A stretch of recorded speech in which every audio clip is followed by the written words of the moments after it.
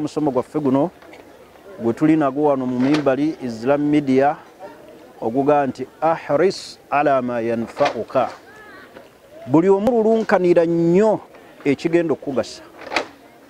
Ekigenda okugasa kikolere mu bintu bino wammanga. Ekisookera ddala athabat biqawli la ilaha illa Allah. Baganda bange okunyweza shahada ekigambo kya la ilaha illa Allah, i'tiqadan ng'okikakasiza ddala mu mutima nti la ma'budun bihaqqin illa Allah, teri asinzibwa mu butuufu bwa kusinzibwa okuggyako Allah. Ekigambo ekyo bw'omala okukakasa kirina empagi ziri bbiri nkulu, nafyun wa ithbaatu, okuggyawo byonna ebisinzibwa ebitali Allah. Empagi ey'okubiri al ithbaatu, kwe kunyweza nti asinzibwa mu butuufu ye Allah. Bannange tunywerere ku kigambo kya la ilaha illallah. Ahris ala ma yanfa'uka, tebakyogera bwogezi wabula okukikakasa, okukakasiza ddala nti asinzibwa mu butuufu ye Allah, n'okinyweza mu mutima gwo. Bw'onoomala okukinyweza mu mutima gwo n'okakasa nti la ilaha illallah, teriyo asinzibwa mu butuufu okuggyako Allah subhanahu wa ta'ala, ogenda kwesiima. Ahris ala ma yanfa'uka, ebikugasa by'oba olulunkanira. Tulunkanidde edduniya ey'ekiseera, oli n'alulunkana okubeera nga atta munne, asiraanya obulamu bwe, n'alema okululunkana ebigenda omugasa. Naye mu ebyo bigenda okukugasa kwe kunyweza tawhid. Baganda bange munyweze tawhid, la ilaha illallah. Nabbi Yunusu alayhi salatu wassalam bwe yali mu lubuto lw'ekyennyanja ng'ali mu kaseera ak'obuzibu, olw'okuba shahada yali nnywevu n'enywera ku mutima gwe, kyekyamujja eyo mu mbeera ey'obuzibu. Fanaada fi dhulumaati an la ilaha illa anta subhanaka inni kuntu min adh-dhalimin.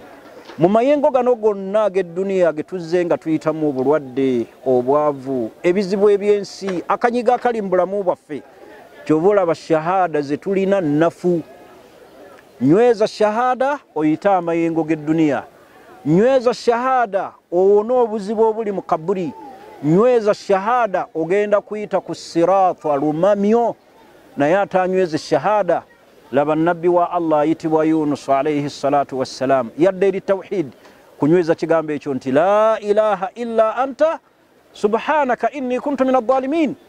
Nabbi Ibrahim alayhi salatu wassalam yali mukwano gwa Allah, yasembera eri Allah mu kaseera ak'obuzibu na tawhid, naga nti hasbi Allah wa ni'mal wakil. Naye ate ffe tubeera mu buzibu buno obw'edduniya, tuyita lubaale.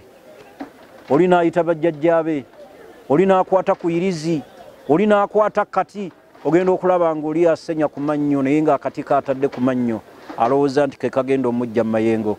Baganda bange, ahris ala ma yanfa'uka, buli omululunkanira ekigenda okukugasa ku dduniya ne ku akhira, ng'ekisookera ddala ye tawhid.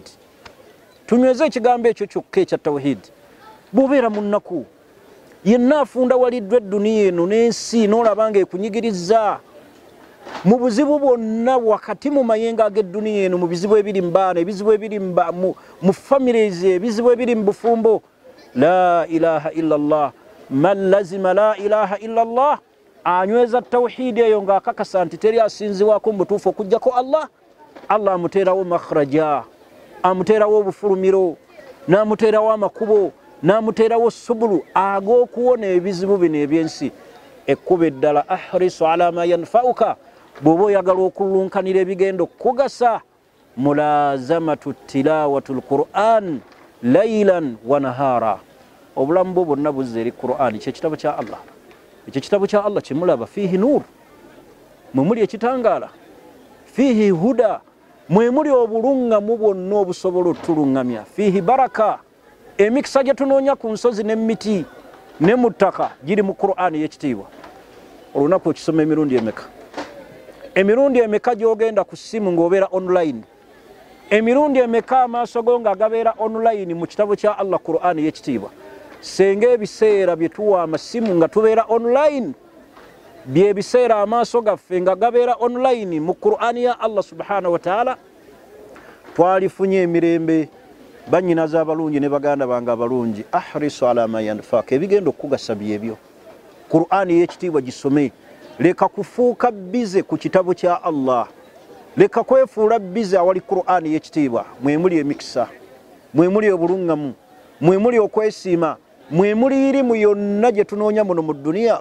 Kwata Qur'ani y'ekitiibwa. Ahrisu ala ma yanfa'uka. Lulunkanira ekigenda okugasa. Abantu basomye empapula z'amawulire ne bazijja ku peegi esooka paka kwesembayo naye nga Qur'ani tebagiwadde budde. Olaba Nabbi Muhammadin sallallahu alaihi wasallam yagamba nti inna fil Qur'ani rasula. Mu Qur'ani inna fil Qur'ani rasula. Mu Qur'ani mulimu essula ma hiya illa 30 aya. Erina aya makumi asatu.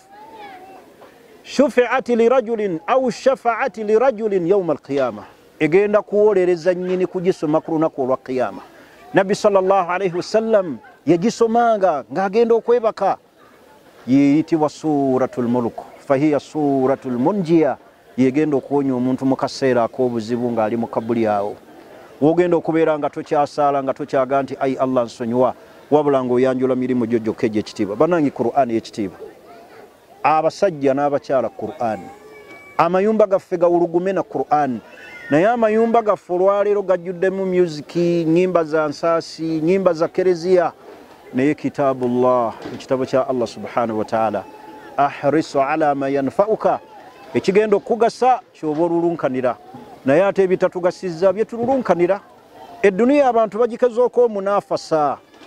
Bagivuganya buli kiseera naye akhira okuwona kwayo bino ebigenda okutugasa mwe muli okusoma ekitabo kya Allah subhanahu wa ta'ala. N'ensonga eddirira esembayo silatur rahmi. Baganda bange mbakubiriza okuyunga oluganda. Ibaada y'okuyunga oluganda ibaada eyo yatabuse n'ekaluba. Okusinza Allah abantu bagezaako.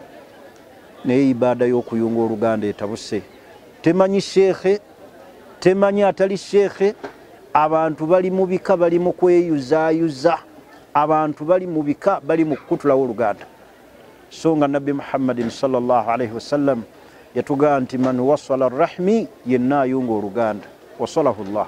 Naawe Allah agenda kukuyunga n'okusaasira kwe n'okusonyibwa kwe n'emikisa gye. Kyova olaba emikisa gye tuwedde mu famire. Osanga famire z'abantu ffenna buli omu gy'ava mujjudde ebizibu. Abantu obwavu butumazeewo mu famire. Nonoonyamu n'omugagga asobola okudduukirira baganda be nga takyali mu kiki. Abantu bali mu kweyuzaayuza mu famire. Abantu tebakyategeeragana mu famire. Bannange mutye Allah. Allah yatugaa nti wattakullah, mumutye Allah alladhi tasaaluna bihi wal arham. Oyo Allah gwe musabisa naye eŋŋanda zammwe mu kuziyunga. Oba mutye Allah nga muyunga eŋŋanda zammwe. Kulembeza okutya Allah silatur rahmi. Bannange yunga oluganda. Nyweza oluganda lwo. Beera kuba eŋŋanda zo. Muleme kwawukana eby'edduniya tebimalamu. Naye ogenda okulaba famire zeeyuzaayuzaamu ne zaawukana ku by'obusika ku lw'ettaka. Muzeeri yaleka. Ku lw'ebbeere bamaama baffe be baatuyonsa. Taatawo n'aleka abakyala buli omu ne yeekutula ne nnyina. Muyunga oluganda baganda bange.